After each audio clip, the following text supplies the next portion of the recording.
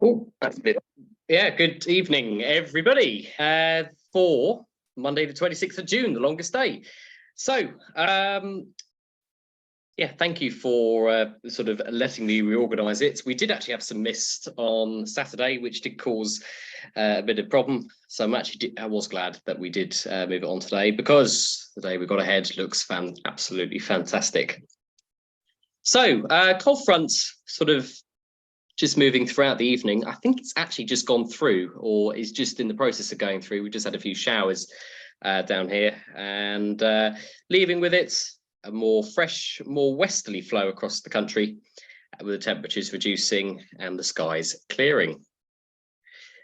Public forecast for tomorrow morning then indicates clear skies throughout the night, a minimum temperature of 12 degrees. Yes, it will feel a little bit chilly.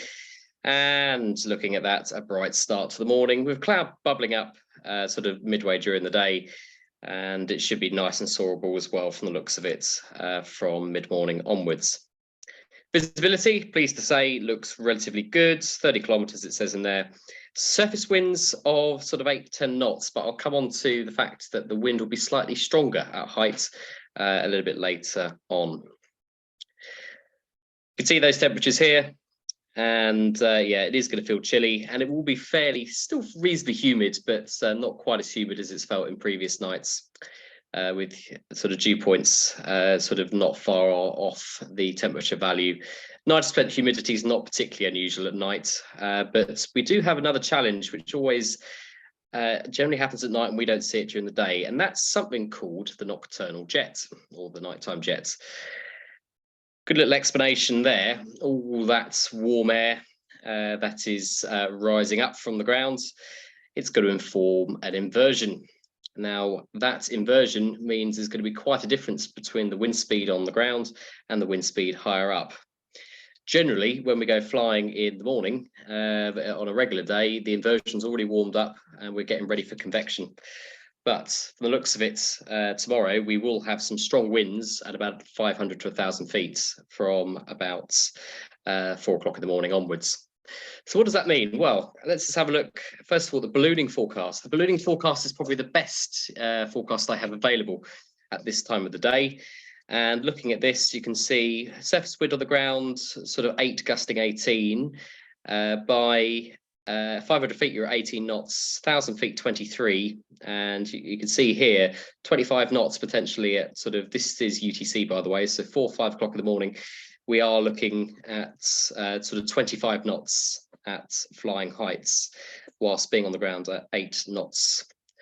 What does that mean? Well, don't pole bend on the winch launch, because otherwise you'll very quickly find out that the weak link won't last very long.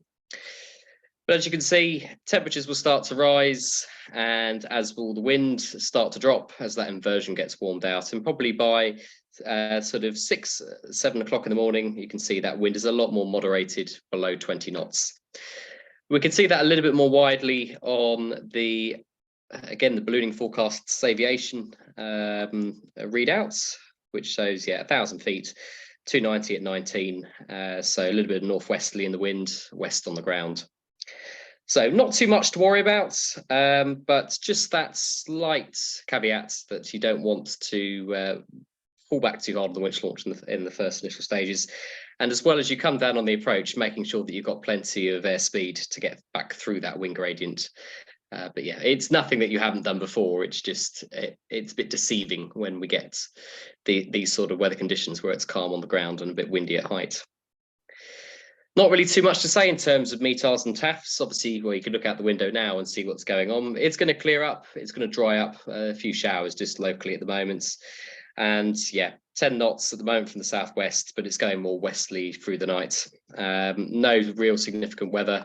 And I don't have any closer sort of reports than Gatwick or Heathrow, because they're the only airports that are operating with decent weather forecasting at that time of the night. So, yeah, looks like we've got a good morning ahead, nice and clear, no real risk of mist or fog, and yeah, just that slight wind gradient to be aware of. Just housekeeping for tomorrow then. So if we get people that are going to meet for the early morning launch, 3:30, please. I know that's going to be the worst alarm clock in the world, but we need to make sure we're on that deadline of 4:20 tomorrow morning. We're going to want to launch immediately as soon as we're legally able to. Undo the hangar.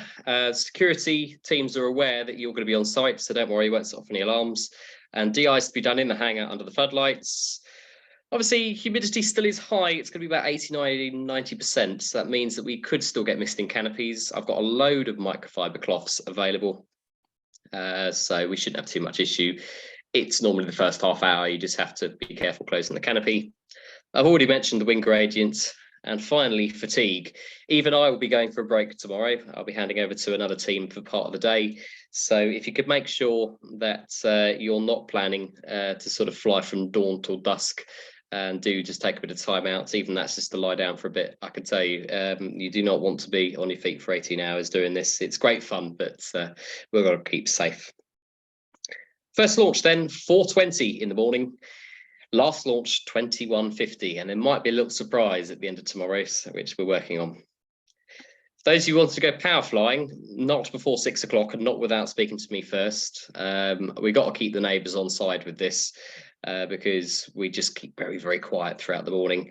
And we won't really be towing until probably 7:30 at least, or doing any powered circuits. The main brief will be at 9 a.m. for regular club operations.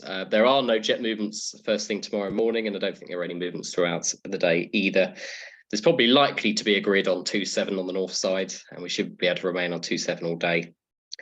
And finally, there is no NOTAMs locally to be aware of. But if you are going further afield early in the morning, then do check the NOTAMs. Weird things can happen at night. So operationally tomorrow morning, we're going to set up with that northerly wind. I'm going to put the winch on the north side first thing. So the winch on the north side, and we'll launch off the runway. And that should keep us nice and safe for the morning. We'll then set up an air operation when that's required, and then we'll swap the winch launch operation over to the south side, probably about 8, 9 o'clock in the morning or so. Booking wise, well, I know there's plenty of you turning up, so that's good. It's first come, first served, other than the sort of flights first thing tomorrow morning, which will be the first one, which will probably be led by the staff. But onwards from there, then it will just be rope in, drive buggies, usual stuff. Just it's all a bit darker and a little bit more moist. So yeah, if there's no official for sort of who's going first, it will just be sort of done by agreements of those at the launch point. So, yeah, runway 27 in use for tomorrow morning. Looks like we should have a really good morning. I look forward to seeing you at 3:30. I think I'm going to get some sleep. Bye for now.